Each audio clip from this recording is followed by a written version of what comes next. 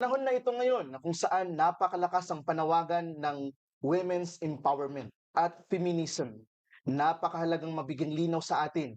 Ano nga ba ang kapangyarihan ng isang babae? At papaano nga ba ito naiiba kung titingnan natin sa perspektibo ng Islam? Yan ang bibigyan nating diin at tatalakayin sa episode na ito na feminismo, panawagan sa kalayaan o paglayo sa katotohanan. Kasama ang isa sa mga kinikilala natin na mga Muslim speakers sa panahon natin ngayon, si Ustad Zakaria Candao. Ustad, Assalamualaikum. السلام ورحمة الله وبركاته. يا مرحبا يا مرحبا. Alhamdulillah. Ikinagagalak po namin, Ustad, na kayo po ay makasama namin sa programang ito. Ako ang nagagalak. Jazakallah khairan ala da'wa. Alhamdulillah. Salamat. Alhamdulillah. Sheikh, gaano kayo ka-excited sa topic natin ngayon? Mixed emotions. Aha. Nandiyan yung masaya dahil napapanahon yung ating Mm, topic. mm. At pangalawa, medyo kinakabahan sa dami ng camera sa inyong setup. Okay. This is my first time being Mm, in this place. mashallah. Siguro lingid sa inyong kaalaman, Mm, ako ay allergy sa mga ganitong setup, pero ganito ang binigay sa atin ng Allah na trabaho. mm. So kailangan nating kayanin. Mashallah. Walhamdulillah. For the Mashallah. sake of religion. Mashallah. Nawa ay gawing mabiyaya sa inyo ng Allah ang lahat Amin ng ya inyong Rab. gawain. Amin ya Rab. Wa iyyakum. Alhamdulillah. Sheikh, pumunta tayo sa ating topiko ngayong araw. At ito ay ang tungkol sa feminismo at women's empowerment. Sheikh, bigyan niyo kami ng paliwanag. Ano nga ba ang women's empowerment? Sa pananaw ng sikular at sa pananaw ng feminismo, ano itong women's empowerment? Bismillahirrahmanirrahim. Alhamdulillahi Rabbil Alamin. Wa sallallahu wa sallam wa baraka ala abdika wa rasulika Muhammad bin Abdillah wa ala alihi wa sahbihi wa man istana bi sunnatihi ila yaumiddin. Amma ba'd. Allahumma aftah alaina min barakatik wa futuhatika ya Rabbal Alamin. واهدنا لمن هديت وتولنا فيمن توليت وافتح قلوبنا لقبول الحق والعمل به يا رب العالمين. Amen. Ukol sa iyong katanungan, Ustad, naway bigyan tayo ng Allah ng sapat na pangunawa upang maunawan ang napaka-importanting topic na ito na ating tatalakayin inshallah. Yes po. Ang tanong mo ay sa anong ibig sabihin ng women Women's empowerment Yes po. sa secularism at sa ating relihiyong Islam o tinatawag natin na feminism. Kung ang ibig sabihin ng feminism sa gusto nilang ibigay na meaning sa word na ito is yung gawing malaya ang isang babae sa lahat ng kanyang obligasyon bilang nanay, bilang anak na babae, bilang kapatid na babae, bilang tita, na kumbaga walang pakialam sa kanila ang lahat ng mga taong nakapaligid sa lalo ng kanilang tinatawag na mga guardian. O sa Islam is yung waliul amr, yung tatay, yung kapatid na laki, o tito yung asawa. Kung itong ibig sabihin ng women's empowerment or feminism na siya ibibigyan ng complete freedom na walang nakikialam sa kaniyang desisyon. Kumbaga sa ibang mga kultura, ang isang babae kapag umabot na ng edad ng 18, pwede na siyang bumukod ng bahay at umalis na at wala na makikialam sa kanya. Sa Islam, kung yun ang ibig sabihin ng feminism, ito ay napakasamang ibig sabihin na binibigay sa word na ito kalimatu haqqin urida biha batil. Ito yung salita na gusto nila yung kabutihan, ngunit sa pinakailalim nito ay napakasama ng gusto nilang mangyayari sa isang babae. Parang baga ang isang babae gagawing, excuse me for my words, parang kambing, napakakawalan mo sa napakaraming mga tigre. Ano na lang kayang mangyari sa isang kambing? Sa napakaraming mga tigre, ano na lang kayang mangyari sa kanya? Baka pati buto ay wala nang matira sa kanya. Kung ang ibig sabihin ng feminism ay siya na ang bahala sa kanyang buhay, wala nang makikialam sa kanya. Ang ibig sabihin ng feminism sa kanila kumbaga ay magta-travel siya kung kailan niya gusto at wala nang karapatan sa kanyang mga kapatid na lalaki o kanyang tatay. Ito ay ang simula ng lahat ng kasamaan. Pero kung ang ibig sabihin ng feminism is yung ibibigay sa kanya yung kanyang karapatan. Of course, it is a common ground between what they have and what we have as a Muslim. In reality, yung common ground ng mga tao na ito at ang Islam is ibigay yung karapatan ng mga babae. Yes, it is the same. Ang gusto ng mga tao na ito, ibigay sa babae ang kanilang karapatan kasi ang tingin nila sa babae kay merong women's empowerment tsaka feminism kasi ang akala nila sa mga babae is ang tingin nila sa babae they are being oppressed Hmm. for a long, long time. Isa sa mga nabasa ko sabi nila, nagsimula daw yung feminism or women's empowerment since the very beginning of this world is yung tinatag na heavenly sin na nagkasala ang ating mga or mga magulang original parents. So doon nagsimula daw yung feminism, yung ibibigay yung karapatan ng mga babae. So ang Islam din, lingid sa kaalaman ng lahat is against the oppression of women in any kind of oppression.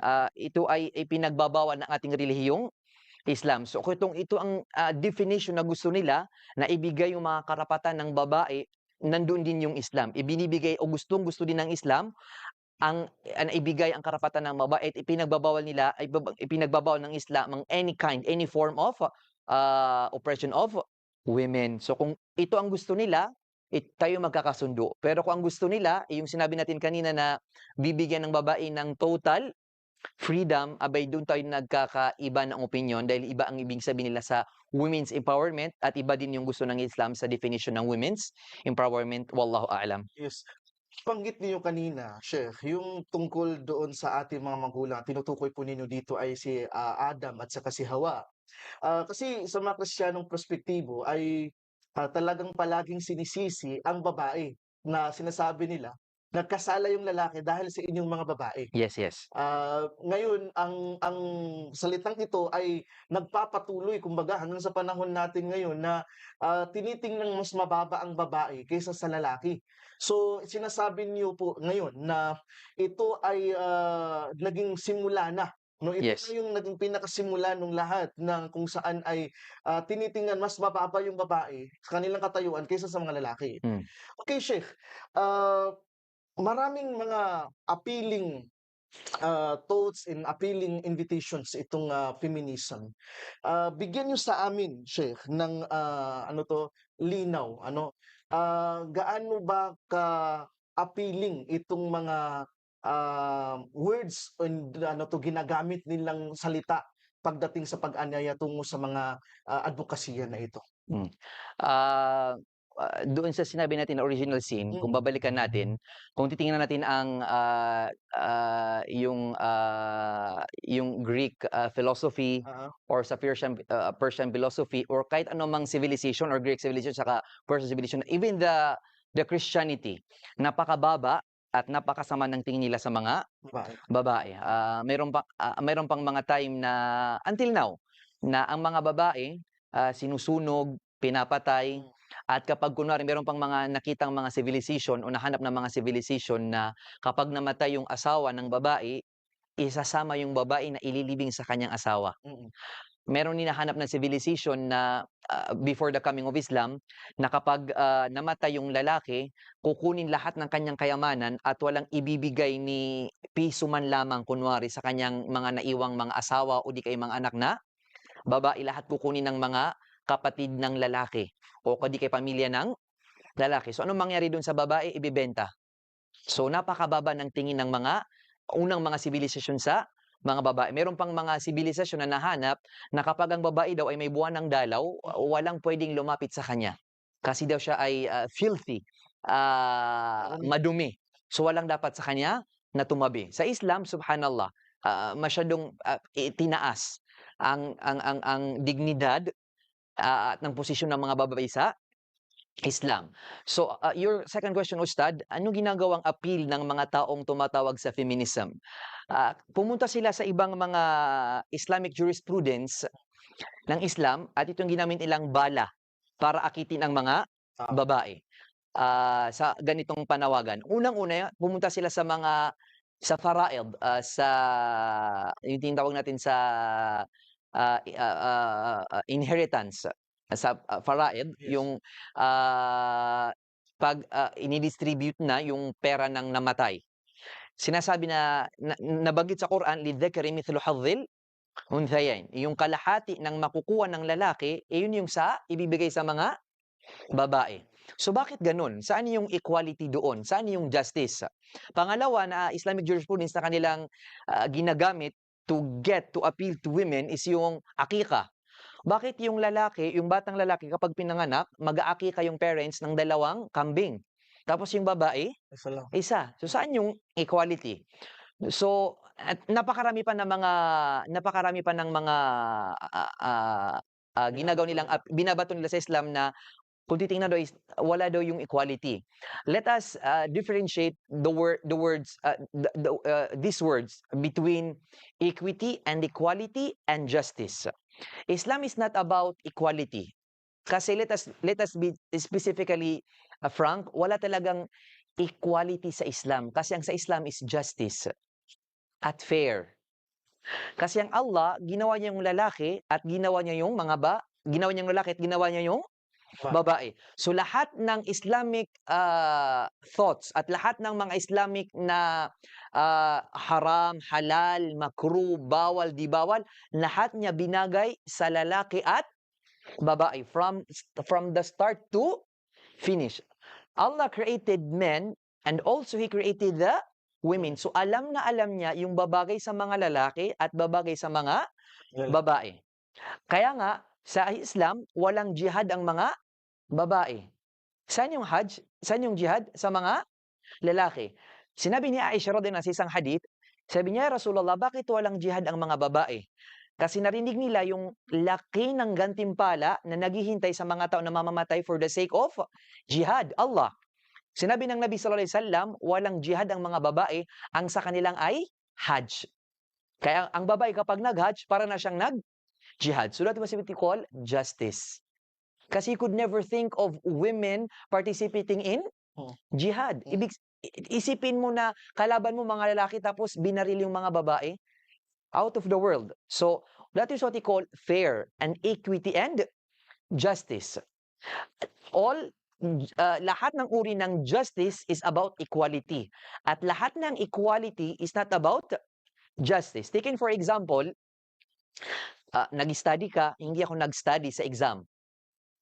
So, anong gagawin ng teacher para daw equality? Pinas niya ako. That is what we call what? Equality. Kasi pinasa ka niya dahil nag-study ka, pinasa niya ako kahit hindi ako nag-study. That is what we call equality. But there is no justice. And that is not fair. Do we like that? Gusto na ba natin yung equality sa ganitong uri ng pagbibigay ng hustisya? So, we don't like that. So, ito yung panawagan ng mga feminism, equality. But Islam calls to what? Justice. In every teaching of Islam, there's always what? Justice. Whether we see it or not, is just about us looking for that justice. Wallahu a'lam. Mashallah. Sheikh, nabanggit natin yung tungkol sa mga sibilisasyon, iba't ibang mga sibilisasyon. Siguro nauoras din para talakayin natin ano pala ang kasaysayan ng feminismo. Nabasa din na po ba yung patungkol sa pagkakaiba-iba ng wave of approaches to itong feminism? Kasi hindi ito dumating sa atin ng Biglaan. isahan lang eh.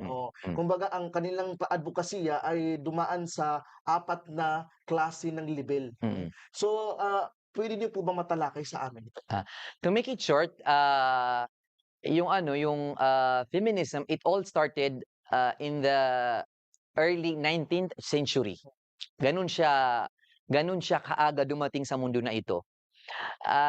Pero kailan siya dumating sa Islam? Later na siya dumating. Dumating ang feminism, ang word na feminism sa Islam, ginawa siya ng version ng Islamic version in the early 90s, in 1991 at saka 1992, hanggang sa nag-improve na itong ganitong panawagan. And I've sent a picture to you. In the year 2008, nangyari ito sa Amerika. Isang balik Islam na babae na nagngangalang Amina Dawood. Siya ay naging teacher sa University of Massachusetts in America. Siya yung kauna-unaang babae na naging daring. Pinakita niya yung kanyang walang karespeto sa reliyong Islam. Anong ginawa niya? Yung kalapastangan na sinasabi natin, siya ay nag-imam sa masjid. Siya ay nag-imam. Not just that. At ang mga tao sa kanyang likod, ang tinatawag sa Arabic na ma'mum, halo-halo, babae at lalaki. Subhanallah, siya yung imam, tapos sa likod niya, magkakatabing mga babae at lalaki. That happened 2008. So, yun yung pinaka sinasabi natin na worst na nangyari sa panawagang ito na feminism, na sinasabi nila na kung lalaki ay nagiging imam, Ang babae din. ang babae din na pwedeng maging imam. Kung ang lalaki nag-aadhan, kami ding babae ay nag-aadhan. So you see gaano kasama yung panawagan nila ng feminism. Yun yung sa unahan napakaganda kasi, against the oppression of women. Pero sa katagalan, pati yung mga sacred na mga turo ng Islam ay gusto nila na ring ibahin. Subhanallah. Baka mamaya, in the near future, baka gusto na rin nilang magkaroon ng nabi na babae, prophet na babae. Gusto nilang magkaroon ng messenger na babae. La ilaha illallah.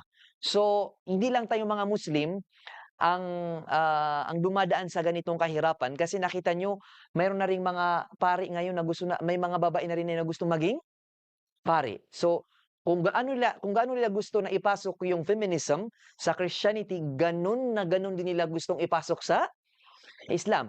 But mas delikado sa Islam kasi sa pagiging pare, wala siguro silang mga syurutul ruhbaniyah, yung mga qualification para maging pare. Sa Islam, bittifaq al-madahib al-arba'a o bittifaq al-ulama, nagkaisa-isa ang lahat ng mga ulama sa different Islamic thoughts, may it be Maliki, Hanbali, Shafi'i, Hanafi or Maliki, lahat sila nagkakaisa na ang imam dapat lalaki lang at hindi pwedeng maging Babae. babae. At gano'n din ang mga Bilal, sinasabi kailangan ay lalaki lang at hindi pwedeng maging babae. So, ganito na naging worse ang situation ng feminism. Subhanallah, nagsimula sa against oppression of women hanggang sa yung mga trabaho sa Islam na para lang sa mga Lalaki. lalaki ay kukunin na rin nila. That is the second wave. Allahu Akbar. So, saan ito mapupunta? Saan ito mapupunta? Hanggang sa siguro baka yung mga ayat sa Quran ay gusto na nilang ibahin. Na gusto nila na yung whole na inheritance ng lalaki ay gusto na nilang kunin lahat. So anong matitira sa Islam? So you see, ito yung sinasabi natin na sa umpisa, harmless sila na against oppression of women hanggang sa gusto nilang ibahin ang Islam. Wallahul musta'an. Hafidallahu dinana. Naam. So, ay pinakaunang panawagan kasi nila ito at the early 18th centuries, Hmm. 19th or early 19th century, kung saan pinanawagan nila dito yung pagbibigay ng karapatan sa kababaihan sa pag-aaral, Yes. pagbigay ng karapatan sa Pagboto. boto at right to ownership. Yes, yes, yes. Which is kung titingnan naman natin, Sheikh, this is an issue sa Western. Yes. Kasi sa 1400 Yes. years ago, meron na silang karapatan nito. Pagbigay ng karapatan sa kababaihan na mag-aral, Mag-aral, na education. ng mga scholar, ng mga Subhanallah, subhanallah. Subhanallah. And then, sabi niyo nga, Sheikh, in the second wave, ito na, humihingi na sila ng karapatan na maging katulad ng lalaki sa trabaho. In all Kumbaga, aspect. oo, this is after the World War II. Kasi maraming namatay na mga kalalakihan and they take this an opportunity to raise the voice na sinasabi nila, kami din, gusto namin pumasok at maging sundalo. Kaya ngayon, di ba, inaalaw nila sa atin ngayon yung pag-a-apply ng babae bilang pulis, bilang Yes. sundalo, and ito ay nagsimula sa second wave ng feminism. And ang pinakamasahol dito is the third and the fourth wave nila, di ba? Ngayon, itong third and fourth na wave, ito na yung pumasok na dito yung LGBTQ, Allahu Akbar. mga LGBTQ, Allahu Akbar. at panawagan ng LGBTQ. Ngayon, Sheikh, lahat ng ito na mga wave, no, ng kanilang ginawa. Ano ba ang nakikita? Ano ba yung parang apparent or yung dahir sa atin dito? Nakikita natin na approach nila sa pagbago ng ideolohiya at pag-iisip ng mga tao. Nakikita niyo po ba dito yung hinay-hinay na paggapang? Pwede niyo bang ipaliwanag ito sa atin para mas mapaalalahanan ang ating ummah na mayroong ganitong hinay-hinay na paggapang? Kasi nakikita niyo by wave, hindi ito ginawang isang lagayan, kundi hinay-hinay na pagbago ng kaisipan. So pwede niyo po ba itong bigyan sa amin ng ng linaw kung ano ba itong approach na ginagawa nila ngayon sa mindset ng mga Muslim ngayon? So, Ito yung tinatawag natin na al-ghazu al-fikri. Ito yung hidwaan sa pamamagitan ng pag-iisip. Kumbaga, hindi nila tayo kukunin na sa pilitan, makikipagbakbakan sila sa mga armas o ganito pa man. Ngayon, naisip nila na Ang mga Muslim, hindi natin kayang talunin sa pakikipagbaka, that is already known. Sa lahat ng war na sinalin ng Propeta Muhammad sallam, Mm. almost all of those jihad or what we call gazwa, lahat doon nananalo ang Propeta Muhammad sallam, at lahat ng mga sumunod na pakikipaghidwaan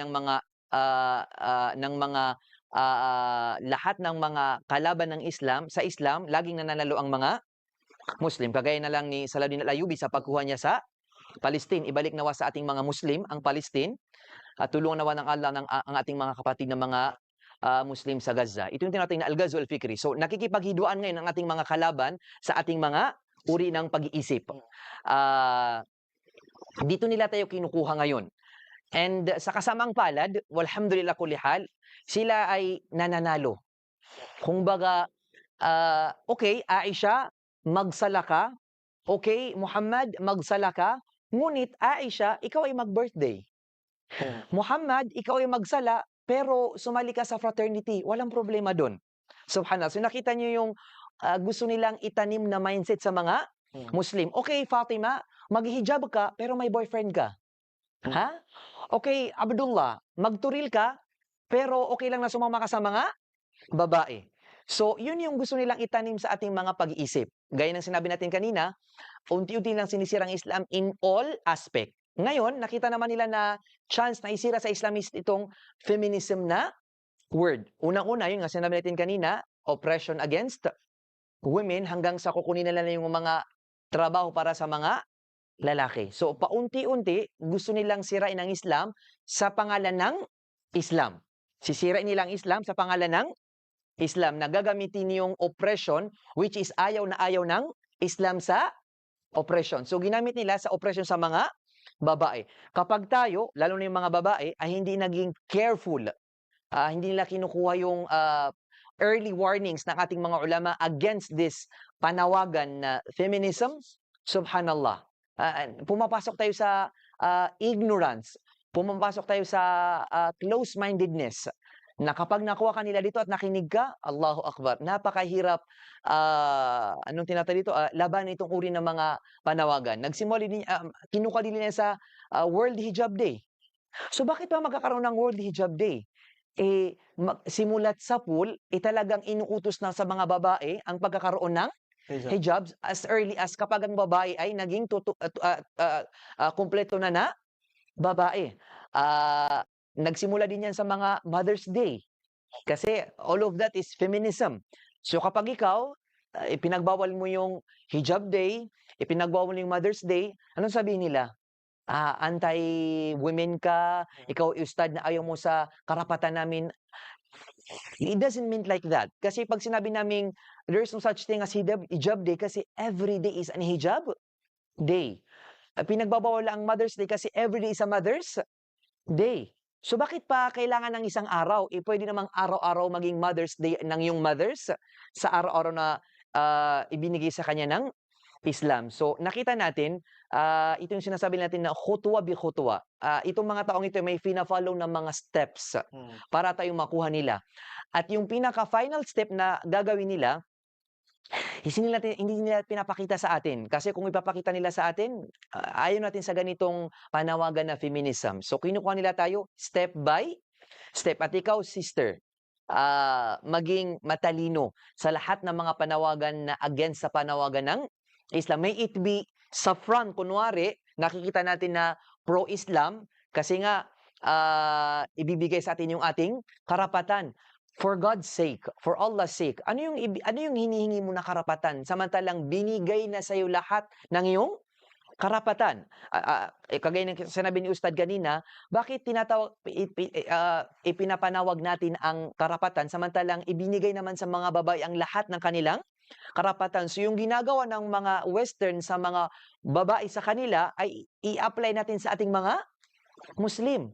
So bakit i-apply, ibinigay na sa lahat sa iyo yung karapatan? Bagkus, ikaw na babae, ikaw na nanay, mas may karapatan ka sa iyong anak kaysa sa karapatan ng iyong asawang lalaki. Lahat natin alam yung hadith ng Propeta sallallahu alaihi wasallam na isang lalaki na pumunta sa kanya, sinabi sa kanya na, "Ya Rasulullah, o sugon ng Allah, sino yung tao na may pinakakarapatan sa aking mabuting pakikisalamuha?" Sinabi ng Propeta Muhammad sallallahu alaihi wasallam, ang iyong nanay. Sinabing lalaki, sino naman? Sinabi niya, ang iyong nanay. Sinabi namang lalaki, sino na naman? Sabi niya, ang iyong nanay. So nabanggit ka, ikaw na nanay ng 3 Jesus. beses. At sa pang-4 na beses, saka lang binanggit ng propeta sa salam ang iyong asawa. So ano pa yung karapatan na gusto mo?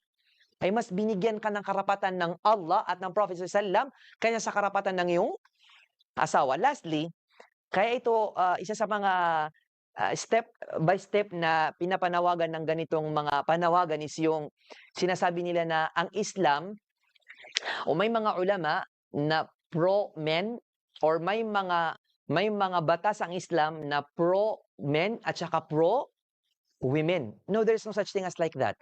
Kasi kung titingnan mo, mas binigyan ka ng karapatan, as I've told you, magsimula tayo sa nanay, mas binigyan ka ng karapatan sa iyong mga anak kaysa sa karapatan ng iyong asawa na lalaki. Ah, kung titingnan naman natin sa Quran, wala tayong makikita na Suratul Rijal, chapter of men. Wala. Ano makikita natin? Surat So, An-Nisa, chapter of women. So, pag yung ganitong mindset, so, in the next future, magkakaroon din ba ng mga panlalaking pananawagan? Bakit walang chapter of men in Islam? Darating yung Melism. Mananawagan kami ng ganito. Pamumunuan namin ni Ustad. Bakit walang Suratul Rijal sa Quran? In fact, merong pangalawang sura, Suratun Nisa al-Kubra wa Suratun Nisa al-Sugra. Merong dalawang chapter especially for women. The big and the small. Yung Suratun Nisa at saka Suratul Talaq. Itong dalawang sura na to, ididedicate yan ng Allah especially for women. women. So, bakit kayo magkakaroon ng pro-women at saka pro-men? Ang Islam is about pro-human being. Para sa ating lahat, walhamdulillah. Mashallah, Sheikh, ang kalayaan para sa kababaihan at karapatang pangkababaihan nagsimula sa kanluran by 18th century to 19th century. Pero ang Islam is 1400 years ago. Subhanallah, Sheikh, subhanallah. bigyan nyo kami ng paliwanag. Paano nagsimula ang Islam magbigay ng karapatan para sa kababaihan? Allahu Akbar, napakagandang tanong. Nung hindi pa dumating ang Islam, napakababa ng tingin ng mga tao sa mga babae. Hindi lang sa mga Greek, sa mga puti na Amerikano, sa mga Persian, bagkus pati sa mga Arabo. Napakababa ng tingin nila sa mga babae. Kagaya ng sinabi ng Allah sa Quran, وَإِذَا الْمَوْءُودَةُ سُئِلَتْ بِأَيِّ ذَنبٍ قُتِلَتْ. At sa araw ng paghukom, sinabi ng Allah, tatanungin ang batang babae, bakit ka pinatay ng iyong mga magulang? Na wala ka namang kasalanan. Mayroong isang sahaba na tinanong ng propeta Muhammad sallallahu alaihi wasallam para natin maintindihan itong ayat. Sinabi ng propeta Muhammad sallallahu alaihi wasallam, ano yung hindi mo makakalimutan na ginawa mo nung hindi ka pa Muslim? Ibig sabihin, ayyamul jahiliya, nung hindi pa dumating ang Islam sa lugar ng mga Arabo. Yung sinasabi nating days of ignorance. Sinabi niya, "Ya Rasulullah, kung mayroon mang isang bagay na hanggang ngayon na ako ay Muslim na aking pinagsisisihan as yung panahon na pinatay ko ang aking anak na babae." Sabi niya, "Paano mo pinatay ang iyong anak na babae?" Sabi niya, "Ya Rasul, alam mo naman, nung nasa Makkah pa tayo na hindi pa kami mga Muslim, ang mga Arabo kapag sila ay nanganak ng isang babae, para silang namatay. Para silang namatayan. Sinabi ng Allah sa Quran, وَإِذَا بُشِّرَ أَحَدٌ بِالْأُنثَى ظَلَّ وَجْهُهُ مُسْوَدًّا وَهُوَ كَظِيمٌ يَتَوَارَى مِنَ الْقَوْمِ مِنْ سُوءِ مَا بُشِّرَ بِهِ أَيُمْسِكُ عَلَى هُنَّ أَمْ يَدُسُّهُ فِي التُّرَابِ أَلَا سَاءَ مَا يَحْكُمُونَ. Sinabi ng Allah sa Quran, kapag ang isa daw sa kanila, mga Arabo nung hindi pa dumating ang Islam, kapag sinabi sa kanila na o lalaki, ang iyong anak ay babae. O di kaya pinanganak ng iyong anak, ang pinanganak ng iyong asawa ay babae, siya daw ay parang napahiya. Mangingitim daw ang kanyang mukha sa sobrang pahiya kasi ano mang tawag dito, kakalat daw sa entero sa lahat ng Makkah na si gano'n ay nanganak ng Babae. babae. Sa panahon nila nung before Islam, kahihiyan ang pag nagkaroon ka ng anak na Babae. babae. So sinabi niya, ang ginawa ko ya Rasulullah, ako ay nagpakalayo-layo kasi nga ako ay mapapahiya sa buong Makkah. So ako ay nagpakalayo-layo ng ilang taon. Hanggang sa lumipas ang mga ilang panahon, ilang taon, bumalik ako sa Makkah. At nang pumasok ako ng bahay ko, ang nadatnan ko ay yung anak ko na babae na naglalaro. Sabi niya, malaki na ang aking anak. Tapos dumating ang kanyang asawa, ang kanyang sinabi sa kanyang asawa, "O aking asawa, paliguan mo ang iyong anak at pagbihisin mo siya ng magandang bihis." Ang kanyang asawa, wala na siyang magagawa kundi ang sundin ng kanyang asawa. At nung panahon na kanyang binibihisan o pinapaliguan ng kanyang anak, siya'y umiiyak kasi alam niyang mangyayari. Anong mangyayari? Yun na yung oras na papatay ng kanyang anak. At nung nabihisan niya ang kanyang anak, kinuha ng kanyang asawa at sila niyang naglakad. At wala nang masabi ang kanyang asawa kasi gano'n naman talaga ang ginagawa sa mga babae nung wala pa ang Islam. Islam. Kaya kayong mga babae, dito niyo maramdaman kung gaano kayo, if the word is correct in Islam, ganito kayo kaswerte na mahal kayo ng Allah Subhanahu wa Ta'ala. So nung kinuha na siya ng kanyang ama at sila'y naglalakad na at dumating na sila sa isang lugar sa may disyerto na may well, Balon. may balon. Anong ginawa ng tatay? Hinulog niya ang kanyang anak na babae sa balon nang walang iniisip pa, without thinking twice. Hinulog niya agad. Subhanallah, gano'n nila kinamumuhian ang babae. Allahu Akbar. Anong mas worse do'n? Nung siya ay tumalikod na, paalis na, pabalik siya ng Makkah, narinig pa niya ang kanyang anak na umiiyak pa. Ibig sabihin, buhay pa ang kanyang anak. Alam niyo ang ginawa niya? Bumalik siya at kumuha siya ng malaking bato at binato niya sa balon para sigurado na mamatay ang kanyang anak. Allahu Akbar. At siya ay nanatili doon ng ilang mga minuto upang marinig o hindi marinig ang iyak ng kanyang Sinisigurado niya. sinisiguro na patay na talaga ang kanyang anak. Kasi kung mabuhay tapos may dumaan na mga tao, isalba siya, o ito yung anak mo, hindi pa pala namamatay. So another na naman nakahiyan. Nung masigurado niya na namatay na ang kanyang anak, bumalik na sa kanilang bahay. Allahu Akbar. At nang kinukuwento niya 'to, tumingin siya sa propeta Muhammad sallallahu alaihi wasallam at ang propeta natin na very merciful, ano kanyang naging reaksyon? Siya ay umiiyak. Siya ay umiiyak. At sinabi ng propeta Muhammad sallallahu alaihi wasallam habang siya umiiyak, "Law anna dhanban fi ma'siyatan yuqamu lahu al-hadd fi al-Islam la aqamtu laka al-hadd." Sinabi ng propeta Muhammad sallallahu alaihi wasallam, kung may isang kasalanan na ginawa ng isang Muslim na pwede pang iparusa sa kanya pagkatapos niyang mag-Islam, iyan ang ipaparusa ko sa iyo. Kung bakit mo pinatay ang iyong anak na walang kasalanan. Kasi alam niyo yung sinabi ng propeta Muhammad sallallahu alaihi wasallam, al-Islamu yajubu ma qablahu. Kapag ang isang tao ay nag-Islam, kaniyang Tinatanggal. tinatanggal lahat ng kanyang naging kasalanan para kang bagong pinanganak. At isa dun yun, yung pagpatay ng kanilang mga anak at ipinatawad na sa kanila yun ng Allah Subhanahu wa Ta'ala. At ngayon, alhamdulillah, dumating ang Islam, nakita naman natin kung gaano itinaas ng Allah at ng Propeta Muhammad SAW ang mga babae. Unang-una, ang mga nanay, ikaw yung magiging dahilan, isa sa pinakamalaking dahilan upang makapasok ang iyong anak sa paraiso. Alam natin yung hadith, though it is a weak hadith, pero ang kanyang meaning ay correct. Ito yung sinasabi ng Propeta Muhammad SAW, "Al-jannatu tahta aqdam al-ummahat." Sinabi ng Propeta Muhammad SAW, ang paraiso ay nasa mga paanan ng mga nanay. Anong ibig sabihin nito?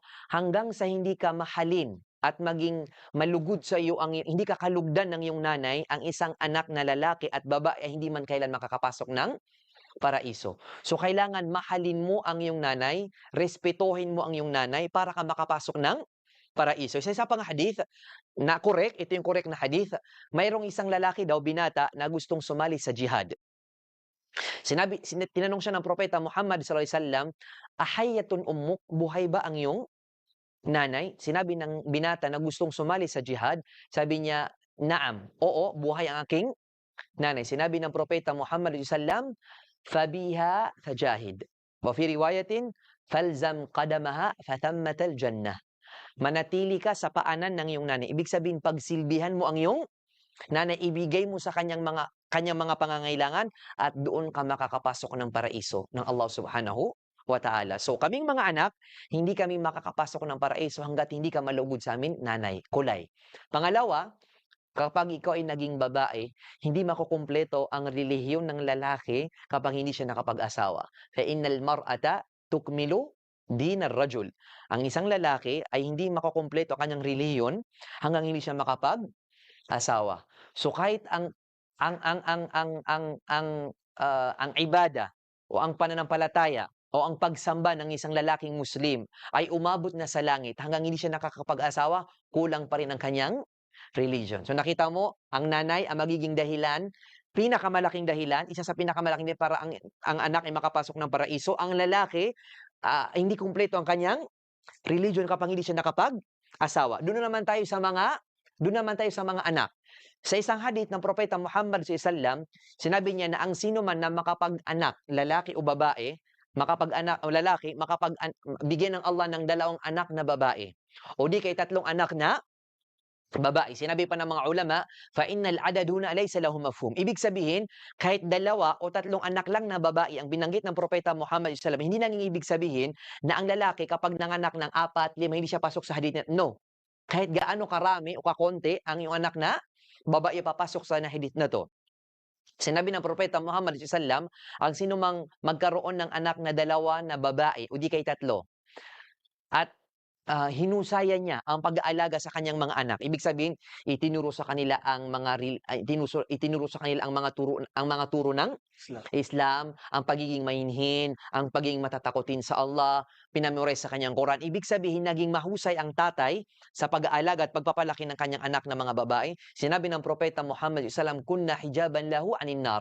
Silang mga anak na babae kapag naging maayos ang pagpapalaki sa kanila, sila yung magiging harang na hindi makakapasok ang tatay sa impyerno. Allahu Akbar. So nakita nyo, napakahusay mo, ginawa kang napakadakila bilang nanay, dakila bilang isang babae, at dakila bilang isang anak na babae. At bilang tita naman, sinabi ng Propeta Muhammad SAW, al-khalatu bimanzilatil Ang kapatid na babae ng iyong nanay ay parang iyong nanay. Ibig sabihin, kapag wala kang nanay, pero nandyan yung auntie mo kay umi mo, kanyang kapatid, kapag naging mabuti kang anak sa iyong tita, makukuha mo yung paraiso ng Allah Subhanahu wa Ta'ala sa pagiging mahusay mo sa iyong tita. So, ano pa yung hahanapin natin na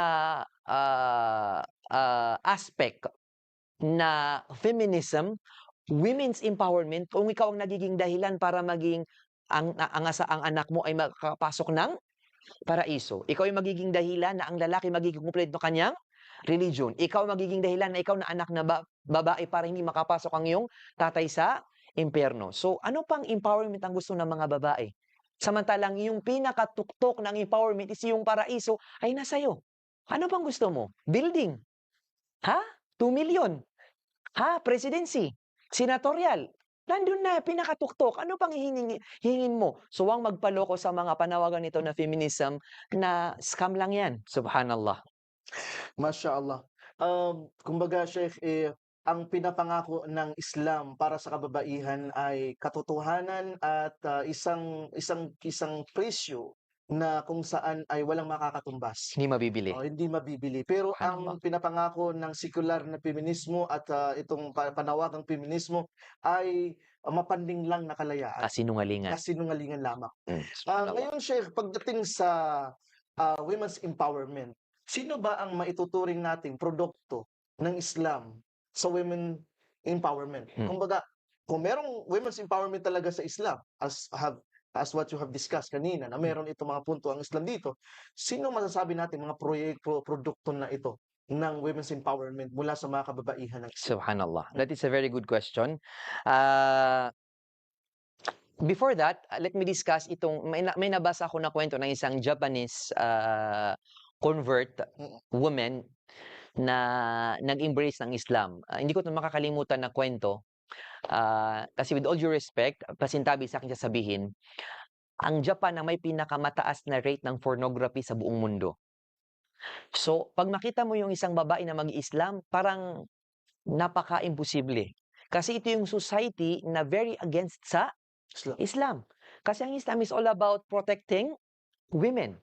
At ang pornography is about exposing women. Walang titirahin sa kanyang dignidad. A'udhu billah.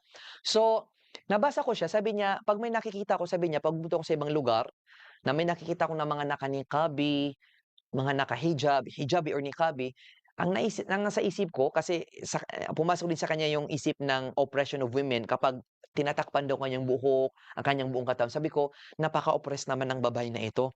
Hindi niya maipakita ang kanyang kagandahan. Walang makakita sa kanyang kagandahan hanggang sa mamatay siya.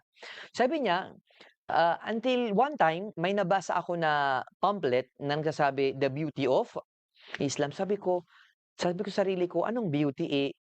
Tinatakpan niyo yung beauty ng mga babae. So, paano makikita? So, naging curious ako. Out of curiosity, binasa ko yung pamphlet na yun in our language. Binasa ko siya hanggang sa natapos ko yung pamphlet. Paulit-ulit kong binabasa kasi hindi ako makapaniwala na yung iniisip ko na oppression ay napaka-opposite pala ng tinuturo ng Islam hanggang sa nagbasa pa ako, nagbasa, nagtanong hanggang sa mahanap ko na yung mga kapwa ko mga Japanese na nag-Muslim hanggang sa binigyan ako ng Allah ng guidance at ako ay nag-Muslim hanggang sa nag-hijab na ako hanggang sa panahon ako ay nag-niqab na. Sabi niya, subhanallah, yung,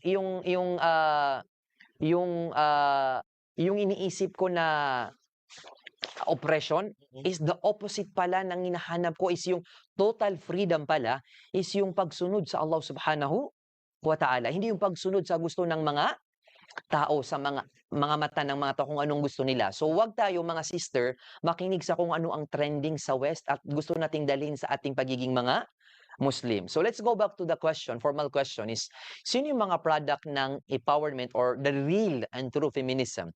Unang-una na dyan ang ating nanay na si Khadija radiyallahu anha. Kasi sinasabi ng mga nananawagan ng women's empowerment na feminism is yung babae daw ay was stripped of all of her freedom and rights. When in fact, napakasinungaling ng panawagan na ito kasi let's go back to the originality of Islam.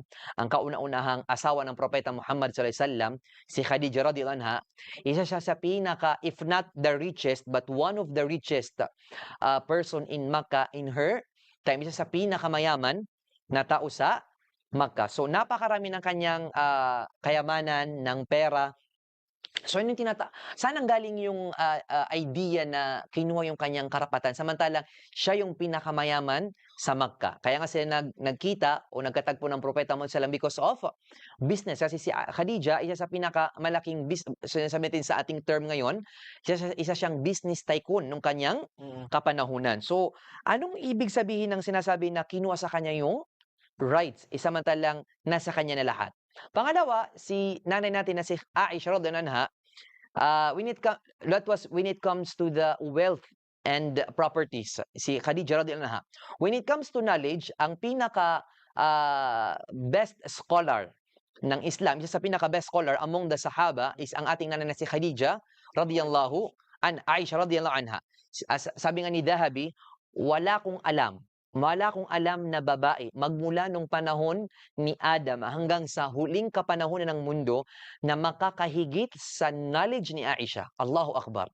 So, sinabi pa ng mga ulama, kung ang knowledge ng Islam ay hati-hatiin, ang 1/3 sa Islam, 1/3 sa knowledge ng Islam ay lahat nakuha ni Aisha. Bakit? Kasi nakuha niya yung knowledge ng asawa niya na si Prophet Muhammad sallallahu alaihi wasallam at ang knowledge ng kanyang tatay na si Abu Bakr radhiyallahu ani sahabat ajmain. So lahat niya yung inipon kaya siya nagkaroon ng isa sa pinakamalaking bahagi ng ang tawag dito knowledge ng Islam. Sinabi pa ng mga sahaba, kapag may mga kaalaman na gusto naming malaman when it comes to Islam, kapag pumunta kami kay Umar, pumunta kami kay Uthman, pumunta kami kay Ali, lagi nilang sinasabi na kung hindi kami makasagot, pumunta kayo kay Aisha dahil siya ay mas maalam sa amin. Allahu Akbar. Sa panahon pa ng mga sahaba, they're already satisfied with the knowledge of Aisha radhiyallahu anha. So yung sinasabi natin na itong West, napaka-late na nila, late bloomers sila when it comes to knowledge. Yung sinasabi nila na sila pa ay nagiging happy kasi nung mga unang panahon, yung mga babae doon hindi pwedeng mag-aral. When in fact sa Islam, since the very beginning of Islam, isa sa pinakaunang student ng Islam ay ang ating na si Aisha radhiyallahu anha. Up to this date, laging na rin ating narinig sinabi ni Aisha, kinuwento ni Aisha, binanggit sa atin ni Aisha. So ano pang empowerment sa knowledge ang gusto ng mga babae samantalang isa sa pinakaunang student ng Islam ay ang ating nanay si Aisha radhiyallahu anha. At si Fatima radhiyallahu anha, role model ukol sa modesty ng isang babae. Isa pa sa nabanggit, sa laki ng kahihiyan ni Fatima radhiyallahu anha. Sinabi niya na kumuha daw siya ng kapangakuan kay Ali, na sinabi niya na, "Ali, kukuha ko sa'yo ng pangako at ikaw ay magbigay sa akin ng pangako na kapag ako ay guarantee mo ako na kapag ako ay namatay, walang sino man ang hawak doon sa kahoy na paglalagyan ng aking bangkay maliban sa ikaw at ang aking dalawang anak na si Al-Hasan wal Hussein." Tingnan niyo yung yung kahoy lang ang hahawakan. Ikinakahiya pa yun ni Fatima radhiyallahu anha at gusto niya yung tatlo lang na mahram niya, ang kanyang dalawang anak na si Al-Hasan at sa kanyang asawa na si Ali. At sinabi pa niya kay Ali, na isa sa pinangako niya, kinuha niyang pangako kay Ali, "Ilibing mo ako na gabi at huwag umaga kasi maraming makakita sa akin ng mga lalaki." So, anong nangyari sa mga babae na post dito, may di doon, IG stories doon, ha? Subhanallah, yung hahawakan niya ang kanyang milk tea, tapos nandun yung kanyang kamay, ang puti-puti pa, la ilaha illallah, nakaka-fitna. Ang akala ni Ukti nakaka-fitna yung mukha lang niya. Hindi niya alam pati yung kamay niya. Kasi nakikita ng lalaki, la ilaha illallah. Kung ito yung kamay, ano kaya yung mukha? La ilaha illallah. I-follow na to. You're opening doors of fitna. So, nakita niyo si Ali, si Fatima, role model ng modesty when it comes to Islam, na modesty ngayon ay napaka-alien sa panahon na ito. Allahu Akbar.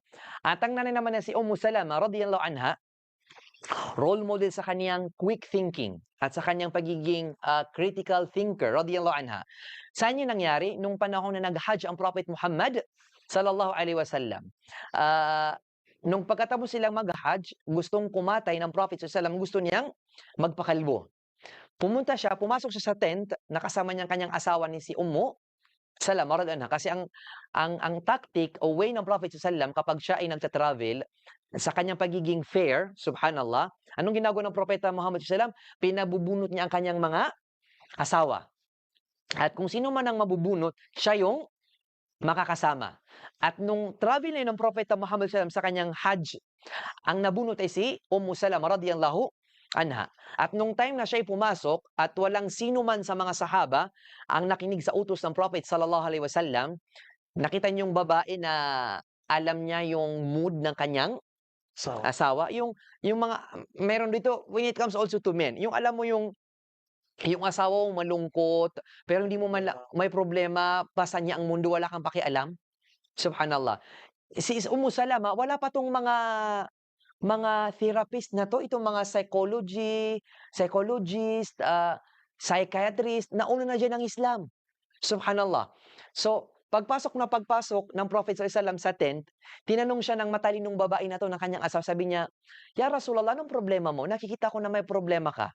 Sinabi ng Prophet sallallahu alaihi wasallam, sabi niya, "Inutusan ko ang mga sahaba na kumatay at inutusan ko silang gumupit kasi tapos na yung Hajj, walang sino man ang sumunod sa akin."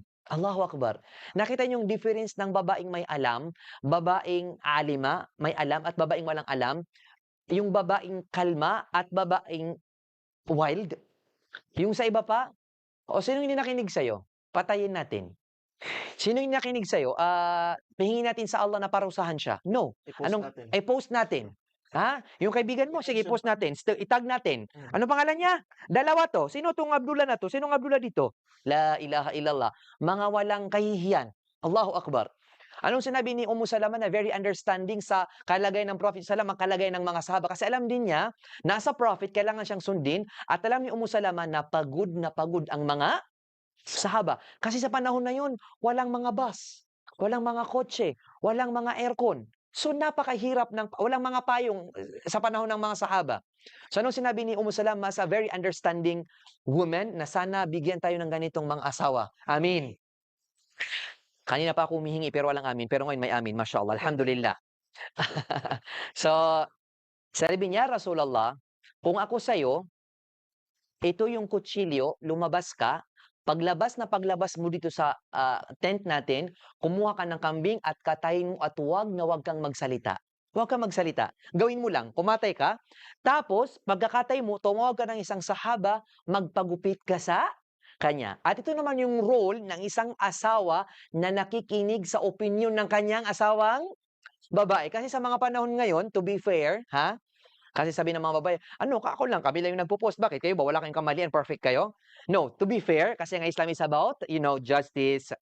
To be fair, meron namang mga lalaki na kapag ang babae nagbigay ng opinion, anong sasabihin ng lalaki? "Wag ka nga makisali dito, hugas ka na ng pinggan, magluto ka na dun, paliguan mo yung mga anak mo, ang babaho nila, kami nang bahala dito mga lalaki." Hindi nila ma-solve yung problem, hindi kung alam mo lang na baka yung hinihintay na solusyon sa napakaraming problema ay opinyon ng iyong Sa asawa o di kaya yung anak na babae. So anong ginawa ng Prophet sallam bilang propeta sallallahu alaihi wasallam na humingi ng opinyon at sumusunod sa opinyon? Anong nangyari? Sinabi na ginawagan ng Prophet sallam, lumabas siya, tapos yun nga, pumatay siya at inutusan niya sa masaba at ginupitan siya. Anong nangyari? Subhanallah, lahat ng mga sahaba, lahat kumuha ng kutsilyo at lahat kumatay nang hindi man lang nagsasalita ang propeta sallallahu alaihi wasallam. At anong nangyari din? Sila ay nagpaligsan kung sino makakuha ng gunting at sinong unang gupit. Saan yun nangyari? Paano yun nangyari? Sa opinyon ng isang baba. babae. So, unang-una na doon ang una na doon ang, anong tawag dito, una na diyan ang Islam sa pagkuha sa opinyon ng mga babae. So, this is another way of women's empowerment na ini-empower ka niya na kahit babae ka, hinihingi pa rin ang iyong opinyon. So, una na diyan ang Islam. So, kayong mga babae at kayong mga lalaki, we just need to learn our religion na yung panawagan nila na women's empowerment, ibinigay na pala sa atin yan ng Islam with more and more. Saan? Mismo sa pinakamalaking turo ng Islam, pillar of Islam, ito yung Hajj. Na tinanggap ng Prophet sallam ang opinyon ng isang babae sa pillar ng isang at yun yung Hajj. So ano pang hinihintay natin na empowerment ng babae? So ito sa itsura ng empowerment kay Khadija as a businessman, kay Aisha as an ulama, as a knowledge person, kay Fatima as a role model sa modesty, kay Salama as a great opinionated woman na binibigay niya ang kanyang opinion. At tinanggap naman ito ng Propeta Muhammad sallallahu alaihi wasallam. At kung malaki lang yung oras, napakarami pang mga example kung saan ibinigay ng Propeta Muhammad sallallahu alaihi wasallam at ng Allah ang napakalaking empowerment sa mga babae. Wallahu a'lam. Mashallah, tabarakallah. Maraming bagay na pwede nating mapag-usapan at pwede nating matalakay, Sheikh, ngunit ang oras ay masyadong maikli para sa atin. Tumungo tayo sa ating Fast Talk segment.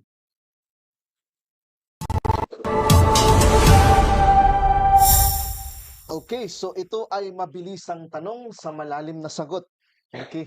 So sasabihin ko ang isang salita na kumbaga ay bibigyan po ninyo ng kasagutan ng mabilisan. Ano? So una, kulay na pinakamainam para sa isang Muslima. Ang isasagot ko dito yung sagot ni Sheikh bin Baz rahimahullah, anna ansab wa afdal lawn lil mar'a al-aswad li'annahu ab'adu anil fitna. Tinagot ni Sheikh bin Baz rahimahullah na ang pinakamainam na kulay para sa babae ay ang black, ang Okay. itim, kasi ito ay pinakamalayo sa fitna na hindi ka makakaakit ng mga kalalakihan. Wallahu a'lam. Masya Allah. Sunod, isa lang, dalawa muna o apat dapat? I don't know if we are on the same thinking of this, pero napakahirap, baka mamaya hindi ako makauwi, subhanallah. But ito ay on case to case basis. Kung kaya ng lalaki na maging apat dapat o higit pa sa isa, alhamdulillah. Ito ay bakit ito ang sugo ng Allah subhanahu wa ta'ala at ito ay tradisyon ng Prophet Muhammad sallallahu alaihi wasallam. At sinabi ng Propeta Muhammad, man ragiba an sunnati falaysa ang sino man ng kamuhian niya ang aking sunna ay hindi sa akin kasali. So ikaw babae na ayaw mo sa taadud, ang pag-aasawa ng higit sa isa, kanino ka sasama sa araw ng paghukom? Kung kinamumuhian mo ang sunna ng Prophet Muhammad sallallahu alaihi wasallam. But to be fair, sinabi ng Allah subhanahu wa ta'ala sa Quran, wa in khiftum alla ta'dilu fawahida. At kayong mga lalaki, kung hindi nyo, sa tingin nyo, hindi nyo kayang maging pantay sa inyong mga asawa, ay maging isa na lang. Stick to one. But what we call this, anong ibig sabihin ng hindi pantay? Pantay sa gastos, hindi sa pagmamahal. Kasi hindi pwede na lahat ng tao pare-pareho kayo na pare-pareho ang iyong pagmamahal. Kunwari sa mga kaibigan, lahat mo sila mahal. Pero may mga kaibigan ka na mas mahal mo. Lahat mo mahalin yung mga anak mo, pero may anak ka na mas mahal mo. So ikaw nanay, tinatanggap mo na may mas mahal kang anak, pero yung asawa mo hindi mo tanggap na may mas mahal na asawa. Pati yung mas na yan, mas. That is normal sa Islam. Pinakamahal na Allah na propeta ang Muhammad sallallahu alaihi wasallam. Ang mga prophet higit 100,000. Pinakamaina ang prophet Muhammad sallallahu alaihi wasallam. Napakadami ng mga angels, hindi sila mabilang. Ang pinakamahal niya si Jibril. Maraming ini-reveal na divine book sa mundo, ang pinakamahal ng Allah ay ang Quran. Ang Prophet SAW, napakaraming mga sahaba, ang pinakamahal niya si Abu Bakar. Ganon din. So normal yung mga mas-mas na yan. So to make it clear, kung kaya mo, mas marami sa isa, alhamdulillah, aanakallah, tulungan ka naman ng Allah sa iyong asawa na pumayag. Mashallah. So try muna, dalawa muna. Okay, sumunod, ano ang mas mahalagang pag-usapan? Karapatan ng kababaihan o responsibilidad nila sa lipunan? Sa nangyari sa ating topic, hindi natin kailangan na sa ating mga Muslim na gawing topic yung karapatan kasi binibigay naman sa'yo yan eh. Kita mo nga yung duri mo, binibigay sa'yo kahit hindi mo pa tanungin. Though yung mga, with all due respect, yung mga maranaw kinukuha, kasi kung mga Muslim tayo in action, hindi dapat yan kunin ni 5, ni piso, wala dapat kunin dyan. Mga nanay, subhanallah, kaway-kaway dyan, galaw-galaw, mag-aral ng Islam, Allahu Akbar. So hindi dapat yan kunin. Lahat yan dapat sa sa ano bang tawag dito? Sa babae ito lang dapat kunin. Ang dapat na gawing topic natin is yung role mo bilang isang babae sa Islam. Kasi sinabi ng isang nagsasalita ng Arabic Arabic poetry, al-ummu madrasatun idha a'dadtaha. In a'dadtaha a'dadta sha'ban tulul araq. Sinabi ng isang poet sa Arabic, sabi niya, ang nanay ay isang madrasa, isang school. Kapag inayos mo ang madrasa mo, ikaw nanay, darating ang isang mga klaseng ng mga tao na maayos. So ibig sabihin ngayon, kung masama yung mga tao ngayon, wala sa kanilang Islam ay dahil sa mga nanay. So aralin mo muna nanay kung ano ang responsibilidad mo bilang isang babae sa Islam dahil ikaw ang susi ng lahat ng kabutihan sa Islam. Wallahu a'lam. Okay. Pumili po kayo. Pumili ka, isang magaling na babaeng pinuno o isang masamang lalaking leader? Subhanallah, baka hindi na ako makauwi. But let's talk about this when it comes to Islam. أجمع الفقهاء على أن من شروط الإمامة في الإمامة العظمى الذكورة. Nagkaisa ang lahat ng mga ulama. Think of the ulama before us, the Malikiyas, the Shafi'iyas, the Hanabila, everyone else.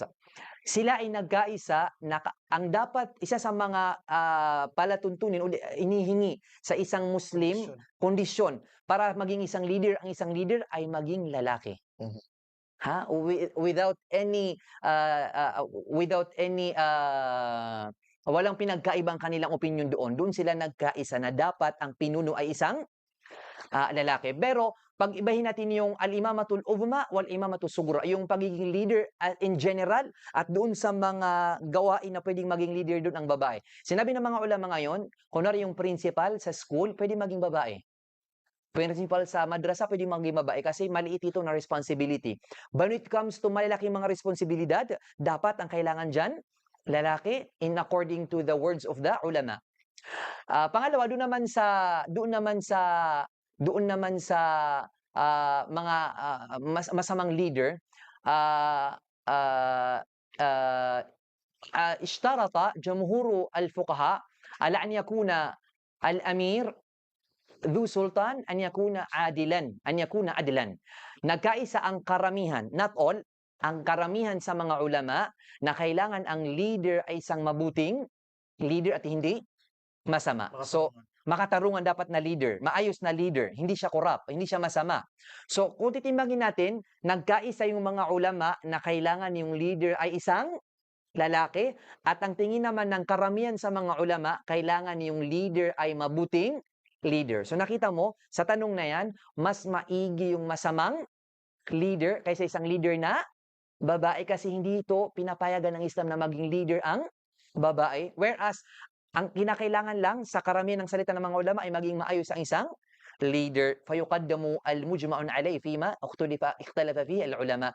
Inuuna natin yung kung saan nagkakaisa ang lahat ng mga ulama kaysa doon sa isang talakayan na nagkaiba-iba ang kanilang pananaw. Wallahu a'lam. Okay, mashallah. Saan sa dalawa ang panawagang feminismo, kalayaan o pandindin lang? Sa ating naging lecture ngayong, sa maikling oras na ito, maging makabuluhan sana ito sa ating lahat. Gawin ito sana ng Allah na kalugod-lugod sa Kanya at maging dahilan upang tayo makapasok sa paraiso. Ito ay panlilinlang. Panlilinlang na sa binihisan, tinawag ng mga pananawagan na power, empowerment, feminism. Ngunit sa kaloob-looban nito, ito ay paninilang at kasinungalingan na hinihikayat ko ang ating mga kapatid na mga Muslim na marinig nila ang ating panutuntunan ngayon na huwag makinig at aralin natin ang ating relihiyong Islam dahil nauna na tayo sa women's empowerment at feminism according to the definition of the Quran and of the Prophet Muhammad sallallahu alaihi wasallam. Yes. Ngayon, kung ang feminismo ay pagkain, anong klaseng pagkain ito? Bakit? Ya Allah. Ah, I couldn't think of any certain food. Wala akong maisip na specific na food. Pero kung ilalapit ko lang ito, parang itong pagkain na mabango, pero pag kinain mo, pangit ang lasa. Di ba may mga ganon? Sa labas lang, parang yung order natin sa mga burger, ang laki-laki. Tapos pagdating, parang nasagasaan ng kotse. Flat na flat. So, expectation versus reality. So, itong tanong na ito, it's about expectation versus reality na we are against oppression, pero ang last pala nito, ikaw magiging imam. Subhanallah. Mashallah. Okay, so tapos na tayo sa ating fast talk segment. Pumunta tayo sa tanong ng bayan. Kataon mula sa ating audience. Please, malalaki. Yes. Assalamualaikum Shaykh. Salam wa rahmatullahi wa Someone barakatuh. says, bakit tayo lang daw ang bawal mag-post samantalang ang mga lalaki pwede pagdating sa online katulad lamang ng pagdawa online o sa social media.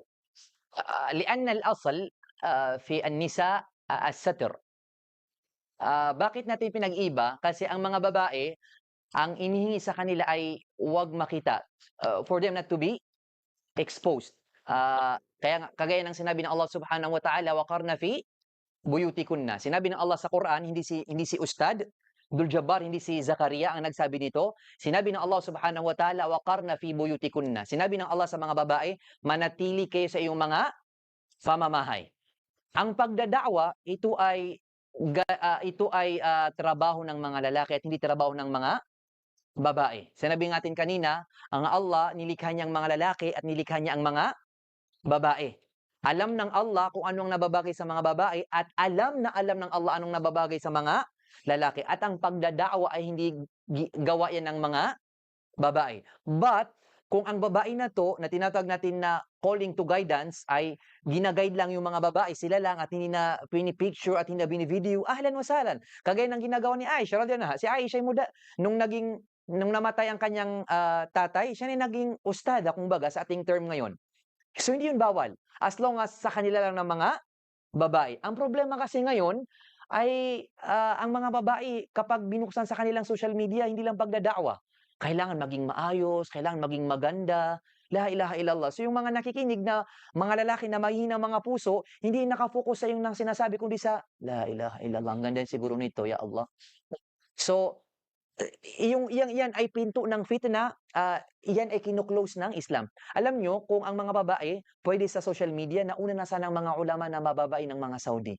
Kasi ang dami nilang mga PhD holders na mga babae sa hadith, sa fiqh, sa da'wa, sa akida. Pero ni isa wala tayong nakikita ka sa kanila.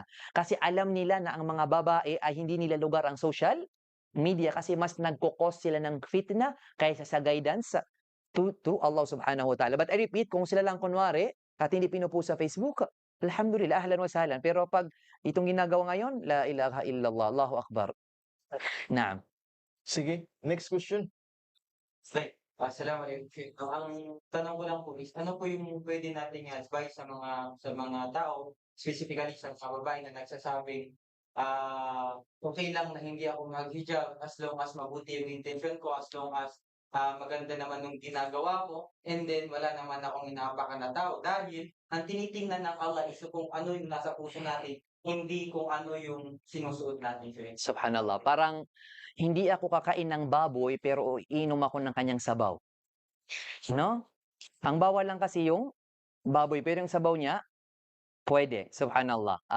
But anyway, sinabi ng Prophet Muhammad sallallahu alaihi wasallam, "Inna Allah la yanzuru ila suwarikum wala ila ajsamikum, walakin yanzuru ila qulubikum wa a'malikum." Sinabi ng Propeta Muhammad sallallahu alaihi wasallam, ang Allah ay hindi niya tinitingnan ang inyong mga itsura at hindi niya tinitingnan ang inyong mga katawan. Sino ang gwapo, sinong matipuno, sino ang sexy, hindi.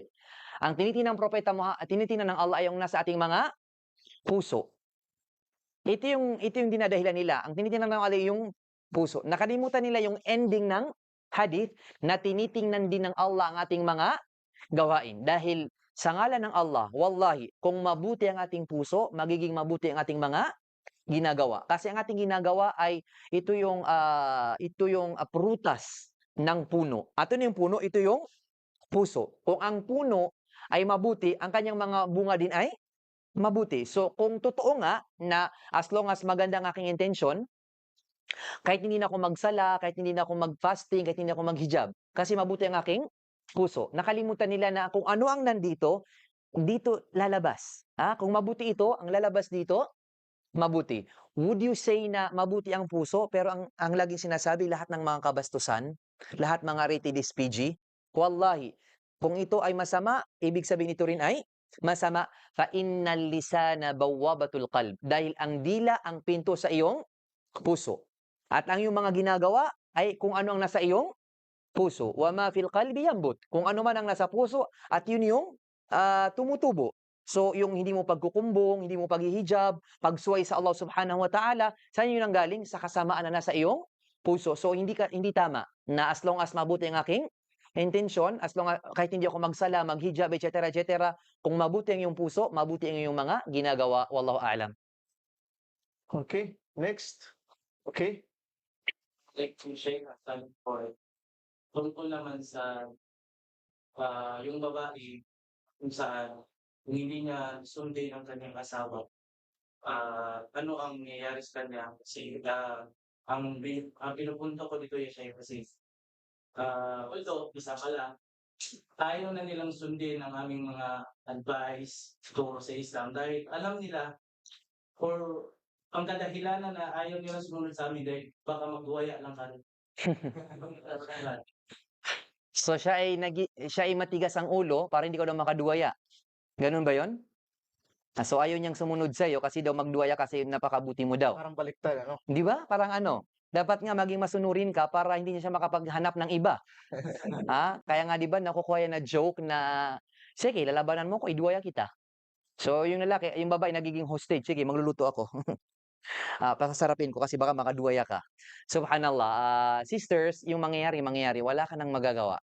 Kahit tatay mo pa general, kahit tatay mo pa colonel, kahit tatay mo pa si Police Chief Torre,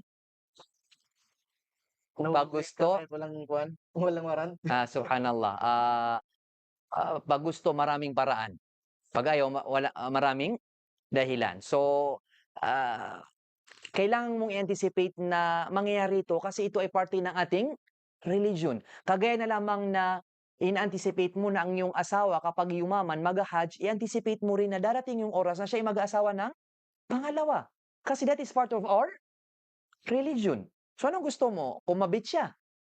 Tapos magzina. So, mamili ka. Magzina si asawa o mag-asawa ng halal. Subhanallah. So, regarding your question, akhi, na ang reason daw kagaya nila ayaw nila maging mabuti kasi daw baka magduwaya ka. So napaka wrong mindset. Ikaw ay nagiging mabuti sa iyong asawa hindi dahil para hindi siya mag-asawa or mag-asawa. No, you are good to him kasi gusto ng Allah na maging mabuti ka sa lahat ng mga tao. Unang-una 'yon. You are good not because you want to be good to the people. You are good because Allah wants you to be a good Muslim. Di ba pati nga sa Tagalog, pag binato ka ng bato, batuhin mo ng tinapay, you think ang Islam hindi yung tinuro? Subhanallah. Di ba nga sinabi ng Allah, meron yan sa Islam. Sa Allah sinabi na, idfa billati hiya ahsan. Gawin mo yung mas mabuti. Allahu Akbar. So, wag nating kalimutan na yung sa kanila na pag binato ka ng bato, batuin mo ng tinapay. Hindi, sa atin, pag binato ka ng bato, batuin mo ng tinapay at lagyan mo rin ng peanut. Kasi yun ang pagiging mas mabuti. Pangalawa, yung pagiging mabuti mo sa iyong asawa ay dahilan para ikaw yung makapasok ng paraiso. Huwag mong isipin na ang yung pagsunod sa asawa dahil baka iwanan ka niya. No. Yung pagiging masunurin mo, pagiging masunurin, maging mabuting asawa sa iyong asawa ay uri ng pagsamba sa Allah. Huwag mong isipin na ang pagruko, pagsujud, pag-ayuno, pag-hajj, pagbabasa ng Quran, yun lang yung uri ng pananampalataya sa Allah. No. Yung pagiging mabuti mo sa iyong asawa ay uri ng pagsunod sa Allah subhanahu wa ta'ala. Sinabi nga sa hadith ng Prophet sallallahu alaihi wasallam, al-mar'atu idha sallat khumusaha, kapag ang babae daw ay nagsala ng 5 times daily prayer, wa samat Ramadan, at nag-ayuna ng buwan ng Ramadan, wa ata'at zawjaha, at sumunod siya sa kanyang asawa. Taban at ta'awna fil ma'ruf, ang pagsunod sa iyong asawa sa kabutihan. Hindi lahat ng kanyang iutos susundin mo. Mamaya ka na magsala, hulihin mo. No. Following your husband sa kagustuhan ng Allah at ng Propeta Muhammad sallam, itong tatlo. Pag nagsala ka daw ng 5 sala, daily 5 daily prayer, at nagpasting ka ng Ramadan at sinundan mo yung asawa sa kagustuhan ng Allah, dakhalat fi ayil abwabul jannati sya'at. Ikaw ay makakapasok sa paraiso ng Allah sa kahit anumang pinto ng paraiso mo gusto. Allahu Akbar. So, always think of that. Na ang pagsunod sa asawa mo ay papapasukin ng kanang Allah. Hindi lang sa paraiso, ikaw pa mismo ang pipili ng anong klaseng pinto ng paraiso. Sana all babae na sumusunod sa Mashallah. asawa. Subhanallah. Okay, Masya Allah, Tabarakallah. Meron pang katanungan na i-entertain natin? Isang question lang? O ilan? Dalawa? Okay. Salam warahmatullahi wabarakatuh. Thank you. Ay, sister, okay lang po ba sa pagkain? May providing sa kadahilanan na kailangan namin tumulong sa finances ng sa asawa namin. So, kailangan namin mag-work, maging provider din, maging magkaroon ng trabaho din. As we all know na ang babae dapat ay nasa bahay lang, pero dahil doon sa kakulangan at hindi sapat na finance na ibibigay ng asawa namin, ng asawa ng ibang babae, I mean, nagkakaroon kami ng ganitong mindset para sa pangarap din namin na simple pangarap lang, but at least makaprovide kami ng maganda sa pamilya namin. So, yun lang po, yung pagkakaroon ng pag-isip na maging provider kami. Yes, para sa mga audience, no? Kasi hindi nila naririnig ngayon sa live natin actually yung Okay. tanong. So ang tanong ng gustong tanong ay kung pwede ba, no, ang isang ganitong klase ng status ng isang babae na piliin din nila maging isang provider as the husband. Maybe to help the husband na ma-provide yung Sa kailangan ng financial. pamilya, o di kaya ay may taas ang kalagayan ng pamilya sa pamamagitan ng kanilang dalawang pagsisikap. Subhanallah, with all due respect sa ganitong klaseng mindset, ito rin ay mindset na galing sa West na feminism, na nagtatrabaho si lalaki, nagtatrabaho din si babae. Ang original na place ng babae ay dapat sa bahay lang kasi ang bahay ang iyong kingdom. Yung king ba lumalabas sa kanyang kingdom? Pag lumabas ka, makukuha ng iba ang iyong kingdom. So ikaw ay queen. So ang queen ba lumalabas parate? Baka mamatay ka, queen, kapag lumabas ka. Subhanallah. So think of your house as your kingdom, and the king and the queen never go out from the kingdom unless it is very urgent and important. And providing, or what you call providing, is not an urgent thing. Kasi yung pananatili, we should know this. Ang pananatili ng babae sa kanyang bahay ay isang ibada. La ilaha illallah.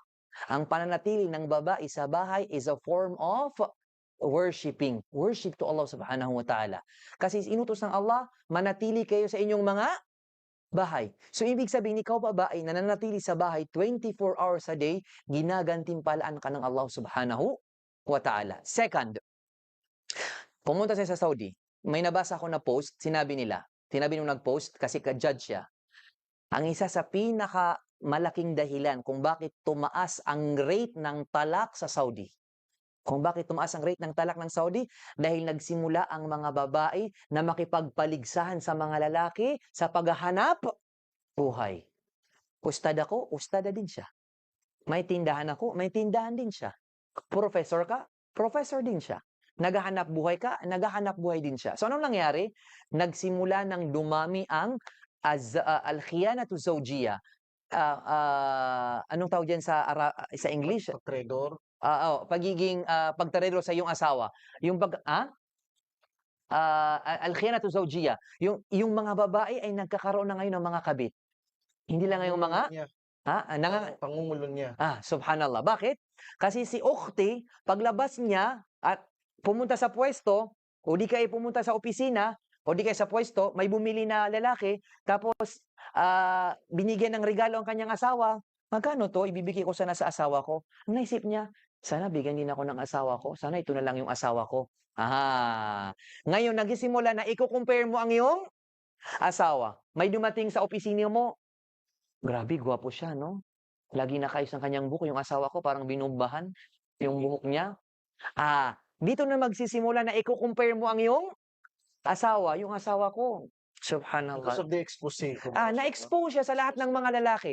Kasi ito yung gusto ng syaitan. Lahat ng uri na pwedeng mag-away ang mga Muslim, gagawin niya. At dito rin yung mag-aaway yung mag-asawa. Ito yung uri. So ilan na ba yung narinig natin? Hindi ko alam kung narinig nyo. Mayroon doon, hindi ko lang alam saan, hindi ko sasabihin saan kasi baka mamaya hindi ako makauwi.